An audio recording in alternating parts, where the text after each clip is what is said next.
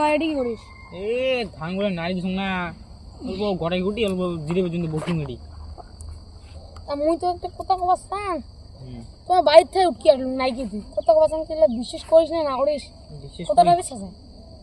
কাঁচা কথা হ্যাঁ তুই তো বিশ্বাস করি মুই তার মানে আমার দাদা হারে গোল লোড আছে হ্যাঁ হুম